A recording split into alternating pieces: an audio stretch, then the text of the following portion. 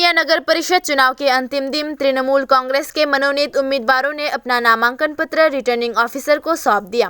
बुधवार को नामांकन पत्र जमा करने का आखिरी दिन था। इसी आखिरी दिन तृणमूल कांग्रेस की ओर से मनोनीत 6 उम्मीदवारों ने बिलोनिया अनुमंडल के रिटर्निंग ऑफिसर मानिकलाल दास को अपना नामांकन पत्र सौंपा। बिलोनिया नगर परिषद में सीटों की संख्या 17 है। तृणमूल कांग्रेस ने आरोप लगाया है कि सभी 17 सीटों के उम्मीदवार असामान्य परिस्थितियों और कानून व्यवस्था की स्थिति के कारण अपना नामांकन पत्र जमा नहीं कर सके। मीडिया से बातचीत में तृणमूल कांग्रेस के नेता त्रिदेव दत्त ने कहा, बिलोनिया नगर परिषद में सभी सीटों के लिए उम्मीदवारों का चयन करने के बाद भी हम स्थिति के कारण 6 से अधिक नामांकन पत्र जमा नहीं कर सके। उन्होंने कहा कि प्रत्येक उम्मीदवार के लिए एक प्रस्तावक है। तृणमूल नेता त्रिदेव दत्त ने आरोप लगाया है कि रिटर्निंग ऑफिसर के कार्यालय के सामने आने के बाद उम्मीदवार समेत प्रस्तावकों को हटा दिया गया था। उन्होंने आगे कहा कि ममता बनर्जी की नीति आदर्श माँ माटी मानुष के स्लोगन को ध्यान में रखकर चुनाव आगे बढ़ेगी। उन्होंने एक पारदर्शी और भ्रष्टाचार मुक्त नगरपालिका परिषद के गठन का भी आह्वान किया, जिसमें तृणमूल के उम्मीदवारों को जिता के बिलोनिया में नगर परिषद में भेजने का आह्वान किया गया, ताकि क्षेत्र के लोग विभिन्न समस्याओं का उजागर कर सके। इस बीच तृणमूल कांग्रेस के नेताओं ने आरोप लगाया कि तृणमूल कांग्रेस के एक उम्मीदवार द्वारा अपना नामांकन पत्र जमा करने के बाद 2 वकील उनके घर गए थे और उन्हें प्रस्तावक के नाम से अपना नाम हटाने पर हस्ताक्षर करने के लिए मजबूर किया गया।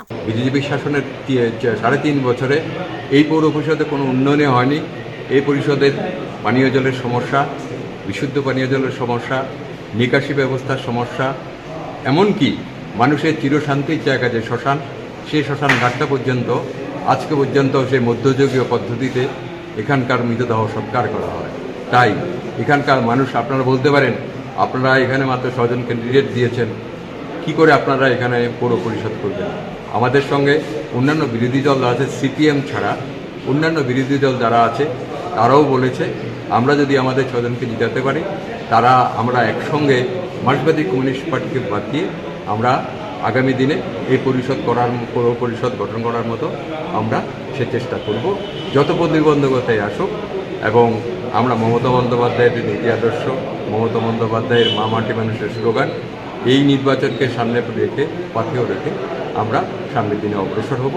আমরা মানুষের প্রতি বিশ্বাস আছে, যে কজনই দাঁড়িয়েছেন আশা করি আমরা দেখতে পাচ্ছেন সাম্প্রতিক যে বিধানসভা লোকসভা নির্বাচন হয়েছে, বিজেপি বা অন্যান্য দলগুলোর ভরাডুবি হয়েছে।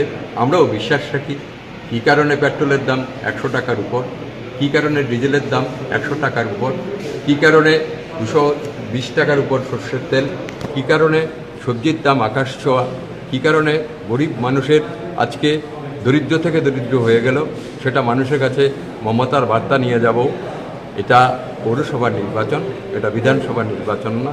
আমরা চাই এই পৌরসভায় আধুনিক পদ্ধতিতে সব কিছু যেন এখানকার যে অবস্থা, সেই অবস্থা মোকাবিলায় আমরা মানুষের সাহায্য পাব। সবাইকে আমরা একটাই বার্তা রাখবো, আসুন মমতার নীতি আদর্শকে পাথেয় করে এই ত্রিপুরা রাজ্যের বিলোনিয়া পৌর পরিষদে আমাদের প্রার্থীকে জয়ী করুন, এটাই আমরা আশা রাখছি।